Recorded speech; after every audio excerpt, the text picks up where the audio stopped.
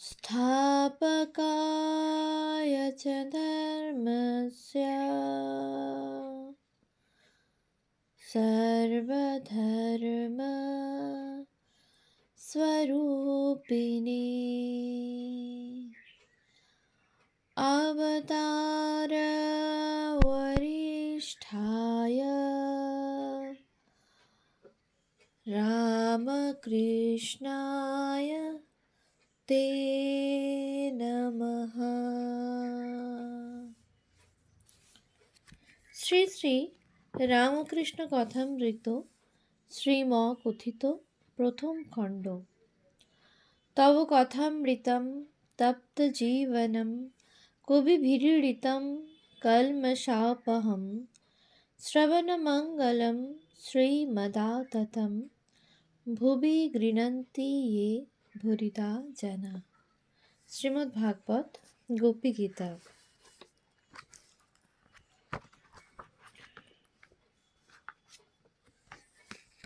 পৃষ্ঠা সংখ্যা ৯৫। সিথি ব্রাহ্ম সমাজ দর্শন ও শ্রীযুক্ত শিবনাথ প্রভৃতি ব্রাহ্ম ভক্তদিগের সহিত কথোপকথন ও আনন্দ। প্রথম পরিচ্ছেদ। উৎসব মন্দিরে শ্রীরামকৃষ্ণ। শ্রী শ্রী পরমহংসদেব সিথির ব্রাহ্ম সমাজ দর্শন করিতে আসিয়াছেন। ২৮শে অক্টোবর ইংরাজি ১৮৮২ খ্রিস্টাব্দ শনিবার, ১২ই কার্তিক, কৃষ্ণা দ্বিতীয়া তিথি। আজ এখানে মহোৎসব, ব্রাহ্ম সমাজের ষান্মাসিক, তাই ভগবান শ্রী রামকৃষ্ণের এখানে নিমন্ত্রণ। বেলা ৩টা-৪টার সময় তিনি কয়েকজন ভক্ত সঙ্গে গাড়ি করিয়া দক্ষিণেশ্বরের কালীবাটি হইতে শ্রীযুক্ত বেণীমাধব পালের মনোহর উদ্যানবাটিতে উপস্থিত হইলেন। এই উদ্যানবাটিতে ব্রাহ্ম সমাজের অধিবেশন হইয়া থাকে। ব্রাহ্ম সমাজকে তিনি বড় ভালোবাসেন। ব্রাহ্ম ভক্তগণও তাহাকে সাতিশয় ভক্তি শ্রদ্ধা করেন। ইহার পূর্বদিন অর্থাৎ শুক্রবার বৈকালে কত আনন্দ করিতে করিতে সশিষ্য শ্রীযুক্ত কেশবচন্দ্র সেনের সহিত ভাগীরথী বক্ষে কালীবাড়ি হইতে কলিকাতা পর্যন্ত ভক্ত সঙ্গে স্টিমার করিয়া বেড়াইতে আসিয়াছিলেন। ইহার পূর্বদিন অর্থাৎ শুক্রবার বৈকালে কত আনন্দ করিতে করিতে সশিষ্য শ্রীযুক্ত কেশবচন্দ্র সেনের সহিত ভাগীরথী বক্ষে কালীবাড়ি হইতে কলিকাতা পর্যন্ত ভক্ত সঙ্গে স্টিমার করিয়া বেড়াইতে আসিয়াছিলেন। সিথি পাইকপাড়ার নিকট, কলিকাতা হইতে ১.৫ ক্রোশ উত্তরে। উদ্যানবাটিটি মনোহর বলিয়াছি। স্থানটি অতি নিভৃত, ভগবানের উপাসনার পক্ষে বিশেষ উপযোগী। উদ্যান স্বামী বৎসরে ২ বার মহোৎসব করিয়া থাকেন, একবার শরৎকালে আর একবার বসন্তে। এই মহোৎসব উপলক্ষে তিনি কলিকাতার ও সিথির নিকটবর্তী গ্রামের অনেক ভক্তদিগকে নিমন্ত্রণ করিয়া থাকেন।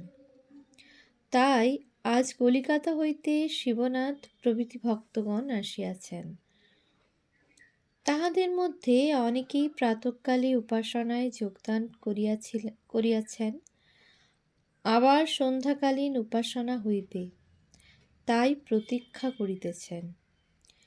বিশেষত তাঁহারা শুনিয়াছেন যে অপরাহ্নে মহাপুরুষের আগমন হইবে ও তাঁহারা তাঁহার আনন্দ মূর্তি দেখিতে পাইবেন। তাঁহার হৃদয় মুগ্ধকারী কথামৃত পান করিতে পাইবেন।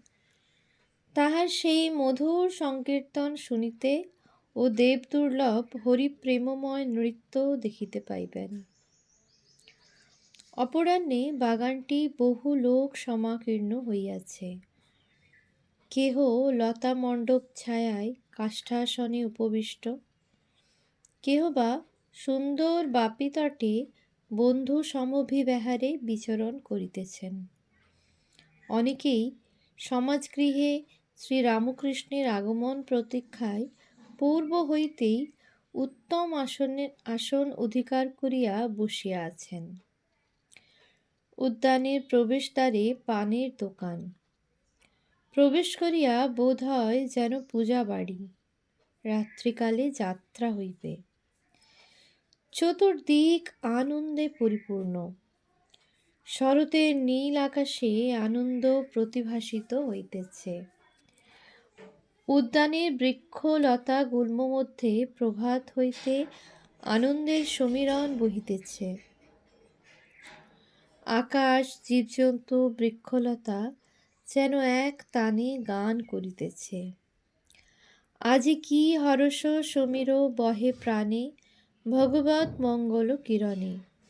সকলেই যেন ভগবৎ দর্শন পিপাসু। এমন সময়ে শ্রী শ্রী পরমহংসদেবের গাড়ি আসিয়া সমাজগৃহের সম্মুখে উপস্থিত হইল। সকলেই গাত্রোত্থান করিয়া মহাপুরুষের অভ্যর্থনা করিতেছেন। তিনি আসিয়াছেন, চারিদিকের লোক তাহাকে মণ্ডলাকারে ঘেরিতেছে। সমাজগৃহের প্রধান প্রকোষ্ঠ মধ্যে বেদী রচনা হইয়াছে, সেই স্থান লোকে পরিপূর্ণ। সম্মুখে দালান, সেখানে পরমহংসদেব সমাসীন, সেখানেও লোক। আর দালানের দুই পার্শ্বস্থিত দুই ঘর, সে ঘরেও লোক। ঘরের দ্বারদেশে উদ্গ্রীব হইয়া লোকে দণ্ডায়মান। দালানে উঠিবার সোপান পরম্পরা এক প্রান্ত হইতে অপর প্রান্ত পর্যন্ত বিস্তৃত। সেই সোপানও লোকে লোকাকীর্ণ। সোপানের অনতি দূরে দুই তিনটি বৃক্ষ, পার্শ্বে লতা মণ্ডপ, সেখানে কয়েকখানি কাষ্ঠাসন। তথা হইতেও লোক উদ্গ্রীব উৎকীর্ণ হইয়া মহাপুরুষের দিকে দৃষ্টিপাত করিতেছে। সারি সারি ফল ও পুষ্পের বৃক্ষ, মধ্যে পথ। বৃক্ষ সকল সমীরণে ঈষৎ হেলিতেছে দুলিতেছে, যেন আনন্দ ভরে মস্তক অবনত করিয়া তাহাকে অভ্যর্থনা করিতেছে। ঠাকুর পরমহংসদেব হাসিতে হাসিতে আসন গ্রহণ করিলেন। এখন সব চক্ষু এককালে তাহার আনন্দ মূর্তির উপর পতিত হইল। যেমন যতক্ষণ নাট্যশালার অভিনয় আরম্ভ না হয়, ততক্ষণ দর্শকবৃন্দের মধ্যে কেহ হাসিতেছে, কেহ বিষয়কর্মের কথা কহিতেছে, কেহ একাকী অথবা বন্ধু সঙ্গে পাদচারণ করিতেছে, কেহ পান খাইতেছে, কেহ বা তামাক খাইতেছে। কিন্তু যাই ড্রপ সিন উঠিয়া গেল, অমনি সকলে সব কথাবার্তা বন্ধ করিয়া অনন্য মন হইয়া এক দৃষ্টে নাট্যরঙ্গ দেখিতে থাকে। অথবা যেমন নানা পুষ্প পরিভ্রমণকারী ষটপদবৃন্দ পদ্মের সন্ধান পাইলে অন্য কুসুম ত্যাগ করিয়া পদ্মমধু পান করিয়া ছুটিয়া আসে। দ্বিতীয় পরিচ্ছেদ, 1882, 28 অক্টোবর। মাঞ্চ ইয়ো ব্যভিচারেণ ভক্তি যোগেন সেবতে, সগুণান সমাতীত্বৈ তান ব্রহ্ম ভূয়ায় কল্পতে। গীতা 14/26। ভক্ত সম্ভাষণে। সহাস্যবদনে ঠাকুর শ্রীযুক্ত শিবনাথ আদি ভক্তগণের দিকে দৃষ্টি নিক্ষেপ করিতে লাগিলেন। বলিতেছেন, এই যে শিবনাথ, দেখো তোমরা ভক্ত, তোমাদের দেখে বড় আনন্দ হয়। গাঁজাখোরের স্বভাব, আর একজন গাঁজাখোরকে দেখলে ভারী খুশি হয়, হয়তো তার সঙ্গে কোলাকুলিই করে। শিবনাথ ও সকলের হাস্য। সংসারী লোকের স্বভাব, নাম মাহাত্ম্য। যাদের দেখি ঈশ্বরে মন নাই, তাদের আমি বলি, তোমরা একটু ওইখানে গিয়ে বসো, অথবা বলি, যাও, বেশ বিল্ডিং, রাসমণির কালীবাটির মন্দির সকল, দেখো গে। সকলের হাস্য। আবার দেখেছি যে ভক্তদের সঙ্গে হাবাতে লোক এসেছে। তাদের ভারী বিষয় বুদ্ধি, ঈশ্বরীয় কথা ভালো লাগে না। ওরা হয়তো আমার সঙ্গে অনেকক্ষণ ধরে ঈশ্বরীয় কথা বলছে। এদিকে এরা আর বসে থাকতে পারে না, ছটফট করছে।